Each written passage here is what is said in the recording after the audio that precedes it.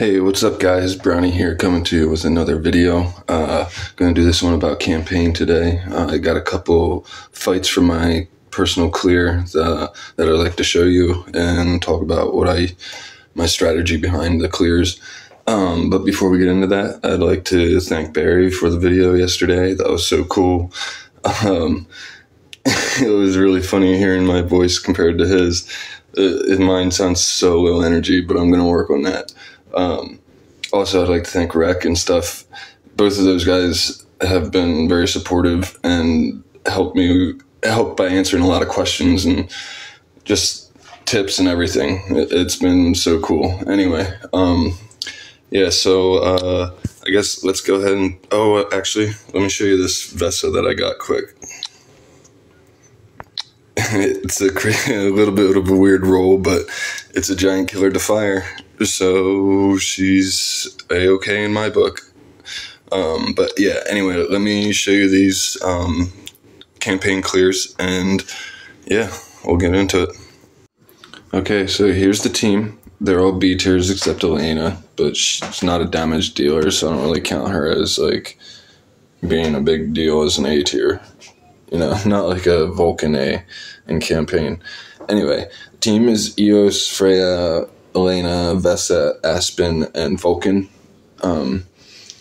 Basically, you only really run Eos to die, be a meat shield, and get her sun up to energy drain. I put her last tree sublimation, the first 3 nodes, I did those to increase the energy drain, because she can take a whole team down to 0 energy at the end of a round. It's pretty wacky. It's very, very powerful. So I did that, and then I also chose to run Aspen with her because he also energy drains and puts those fears out, and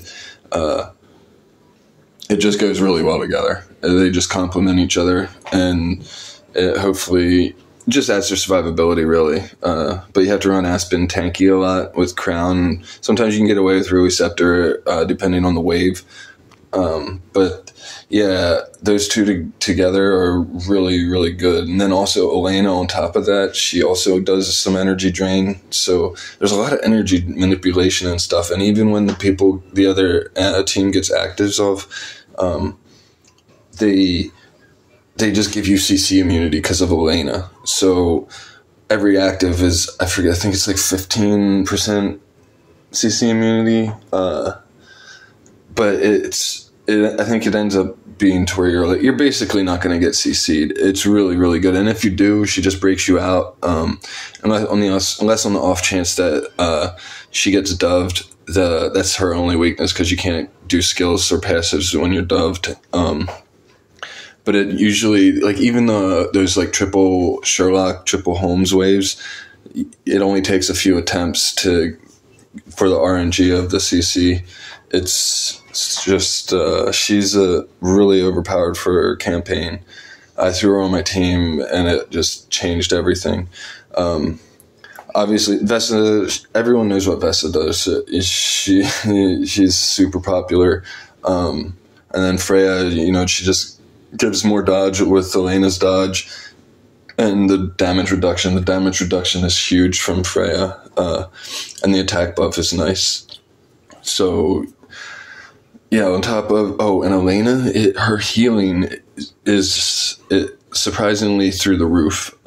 It's like double what Vesa does, and it's not something I expect. But right there, Elena just held Holmes to a basic, and I think Eos is going to drain his energy even more. Yes, she just did. So it's going to be round 4 that Holmes here gets his first active. And there's been other actives, so we have a bunch of CC immunity. Does he get any CCs?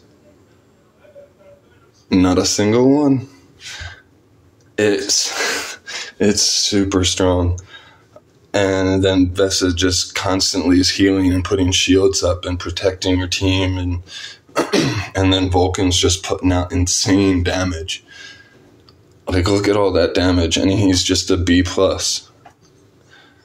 Like, you don't need giant killer heroes if you can really invest in your CI and other parts of the game, I know, at least I don't think it costs as much to invest in those parts of the game, but those parts of the game can make you just insanely strong, comparable to just getting like an A tier and having like no home or like half a home or something like that.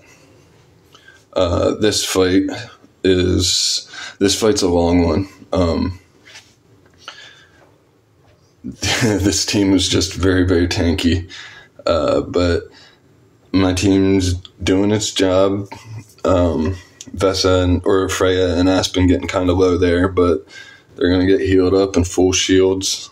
We'll get plenty of dodges and lots of damage. Jara's not going to be able to do anything against us. We'll see if she gets a CC. Nope, nothing. Not a thing.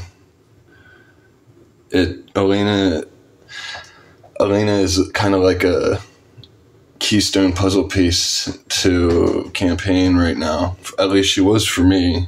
She just brought it all together and just made it so my team would basically survive and make it through almost anything.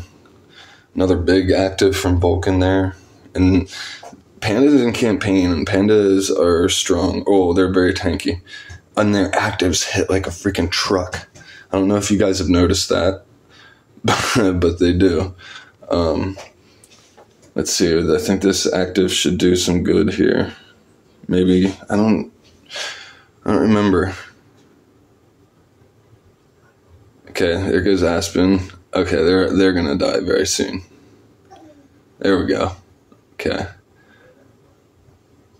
And finish it off.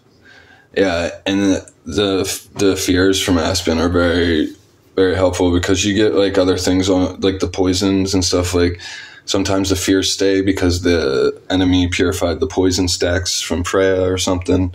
That's always nice. Okay, so those were the fights. We'll check out the team quick. Informations.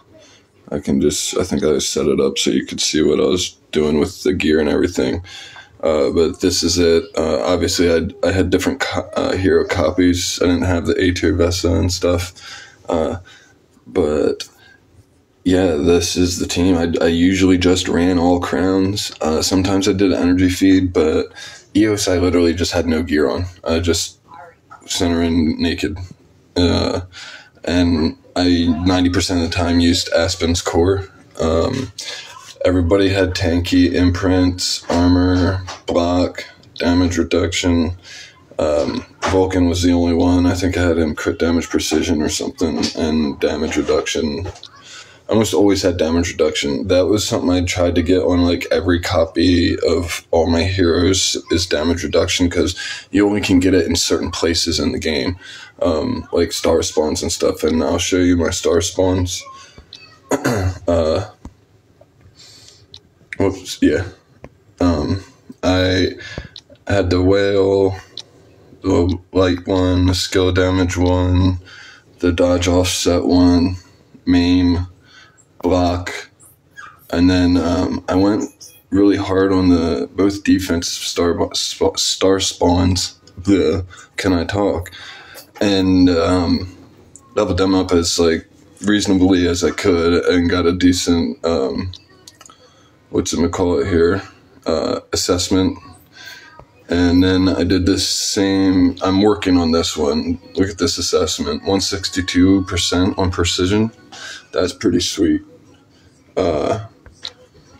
And then, yeah, so those are my star spawns. I can talk about them more in depth if anybody wanted me to. I will tell you this. Most people will be like, what?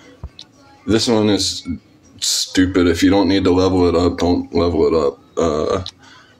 When all your attack comes from CI and that attack from that star spawn doesn't even affect the attack from CI, it's like a minimal gain of attack. Use the resources on a different one. I don't know. If you want to hear more about something like that, let me know in the comments. But yeah, that's this video. Elena's crazy, and so is Vulcan.